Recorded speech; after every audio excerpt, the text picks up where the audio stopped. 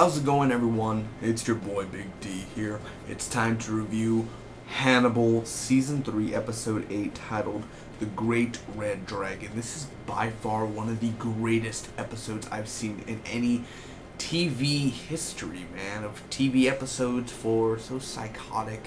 When you're watching it, you feel like, what am I watching? Why am I watching this? Wow. Is this even allowed on TV? Is this, I'm sure I'm not subscribed to HBO. Like, you do feel like, holy crap, this is super intense here. Real quick, I guess I totally blew it right now. Spoiler reviews. If you have not seen the Hannibal episode, The Great Red Dragon, go see it now. Because if you have not seen this episode, you call yourself a Hannibal? Get ready, guys. This is some deep shit. It should take me less than 2 minutes to recap the episode, give you my opinions, pros and cons, and final score. Get ready for this super intense review, baby. I got a lot of things to go on, and a little bit of things that really impressed me. Let's get right to it. Oh, if you have not seen it, go to NBC.com/Hannibal, watch the full episode there, or download the NBC app. Because I didn't. Let's get right to it. The Red Dragon is shown, man. It's just this guy. I believe his name is Francis Dollarhide. If I get that wrong, his name's Francis. Okay, so, ooh, Francis. So, basically, I guess he's just this regular worker who has a boring, routine life every day.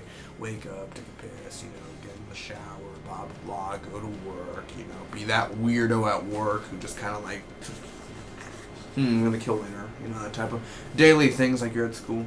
I'm gonna kill later. I need it now, that type of thing, whatever. So the Red Dragon, dude, he's getting a tattoo, man. He just goes full out crazy because he sees this article that says a great red dragon. He starts to think about stuff, and basically he's getting tattoos, and he's getting fake teeth. He's buying fake teeth, I guess, and he's basically working out. This guy, and this is Richard Armitage. He played Thorin Oakenshield in The Hobbit. You have no right to enter that mountain.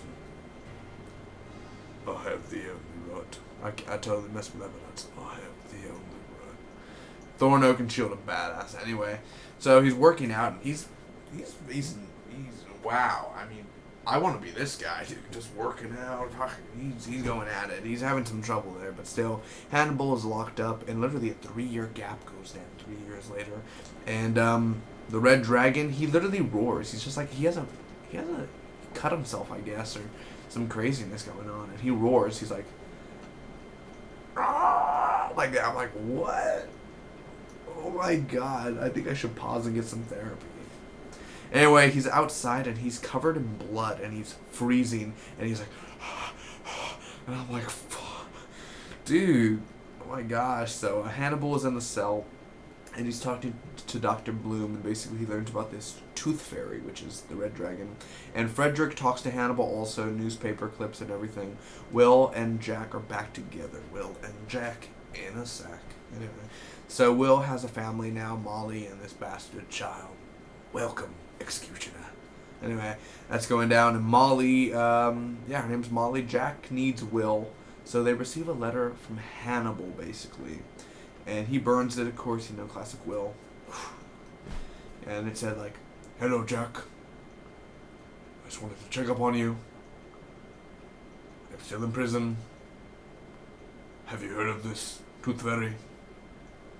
You must stay clear. Do not enter this life. Whenever Jack is trying to open you, there is only darkness and bitterness and sadness on that side of the door. Stay on the light, not in the dark. Don't become what you are truly destined for. Insanity. All that things going on. So, hello, Jack. Oh, so weird. Anyway, Will ends up investigating. He doesn't listen, and he goes into the mind of the murderer and the whole family being shot and dead and stabbed and frickin' roasted. It's beautiful. Let's get right to it. First off, the deaths are super intense. He walks in, he cuts the father's jugular, I guess, and he's bleeding out, and he shoots the mom in the stomach, and then he goes and kills the 2 children in the room, and he comes back, the dad's bleeding, he dies on the floor, and then he gets finishing off the mother. The mom ended up bleeding out or something. It's pretty fun. Anyway, that's going down, and I wasn't really laughing because blood. I'm like, blood for me, I could take it, but I'm like, I laugh because I picture like getting cut. It's not funny. It's like, it's gross. You know, it's ew. You know, I don't throw up on the side of blood or anything, but your heart hurts and you're like, oh my god, that's gross. It's really not cool to be cut. You know how I could barely get a paper cut. I'll be like, you know, I just can't take it. It's just the way I am. But oh god, that was super intense, guys. That's one of the reasons. And I love how Will's like, he got shot. He shoots his wife, or he shoots the wife. He got up to go save his kids. Huh. So you know that Will. And then at the end we see him going to visit Hannibal, the cannibal. Hello, Dr. Lecter. Hello, Will. All that. What did I think about this episode overall, guys? Let me get to the pros. The Red Dragon himself, Richard Armitage. He didn't even say one single damn word this episode. And let me tell you, that is a great, fantastic, Emmy Award-winning performance that he did. Now, not winning, but nomination for just a little thing that he did. You gotta look crazy, Richard. Look crazy on the screen. Look at the camera. You're naked. Now, you get a whole tattoo of a dragon in your back, and you're gonna look back, and you're gonna be looking at the red dragon. You're gonna be popping your spine, and you're gonna be doing all this weird flexing shit like a yoga, and you're gonna go,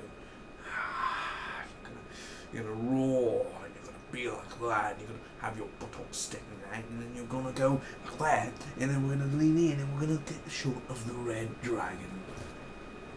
Cue the credits, baby. The Red Dragon, Richard Armitage, is definitely why this show should not be canceled. He saved it right there. If you have not seen Hannibal, if you're a hater of Hannibal, then I don't know what you're doing here right now, but this show needs to get saved. It needs to. I don't know what else to do. And none of that hashtag Hannibal save Hannibal. That doesn't work. Look at Constantine. Look at Dallas. Look at all the shows that got canceled. It doesn't help. And no one's gonna help like that. You need to do it differently. I don't know how, but no more hashtags. Actually, I'm still one of those who hashtags. I'm just saying it's not gonna help any bit. But go ahead, hashtag save Hannibal. You gotta save Hannibal, baby. And Hulu and Netflix passed on it. What's wrong with you? Netflix, you could have got many subscribers. What's wrong with you, mate? Anyway, so the Red Dragon, it is very intense, and the blood and the deaths in here, the deaths are freaking intense, and the blood, it's gallons of blood going down, baby. I really do enjoy it. I feel like I'm in an Evil Dead movie here. Also, Will, the way that Will, you know, I finally get to see him this season. We finally get to actually be in the brain of a murderer, serial killer, and just seeing him reverse and actually doing the killing. And this is my work. This is my masterpiece type of thing, man. Will's going crazy. I do love the ending, you know, it's kind of like, hello, Cloudies, you know, that whole thing, you know. So definitely having that Jodie Foster type of feeling, the whole ending. The directing of this episode, I do gotta give kudos. Every week, I love the directing. I get inspired by it. I definitely get ideas from it, and I love the directing. Whoever holds that camera, who has the ideas to bring all that slow cooking and everything. It was pig's blood. It was cow's blood last time. Definitely beautifully done. I love how Hannibal's still eating top notch. I love how he's still eating fancy and gel.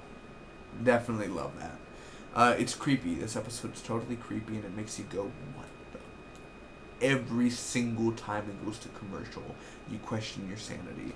Also, the dialogue and the transition between Hannibal talking to Dr. Bloom in his office and them talking in the jail cell. Talking to Francis on the table in a jail cell. Ladies and gentlemen, that are the pros. The only cons I could give you for this episode, which is not that many actually, it would be that you have a few slow scenes in there, like the Francis scenes. I could honestly care. Oh, excuse me, not Francis. Did I say Francis earlier? Frederick. The whole Frederick, when they're having dinner. Frederick and Dr. Bloom, their scenes, I could care less for them. I could honestly care less. You could like those characters. I think they're done. They don't need to be in there no more. Just get them out. Who cares? Just focus on Hannibal, Will, Jack, and the Red Dragon. There's no one else you need to go back to. Where's Gillian Anderson, by the way? Where's she? I mean, Is she out of it already, or bring me some Jillian, excuse me. Also, Will's wife. I'm not feeling it. Do you guys feel that she's like way, like he's out of her league? Like she's like way at the bottom and he's up here. Like I don't really understand. Like Will's married to that girl. Really, out of all the women in the world, you go to that girl. That girl with the bastard child. Ladies and gentlemen, I'm gonna give this Hannibal episode a solid A. It's a great episode. It's memorable. It's freaking intense. It's exciting. The dialogue, the writing, just the WTFs. There's every second there's going to be one. It's definitely one of the best episodes out of Hannibal. Definitely my favorite episode out of Hannibal so far. Just the Red Dragon's already a badass, and you're rooting for him, man. And also, it's one of the best episodes I've seen in TV history. It's memorable. It's fun. It's intense. And it questions your sanity. Are you insane or are you sane? Thank you so much for watching. Comment down below, let me know what you think about this Hannibal episode, and may the spot be with you always.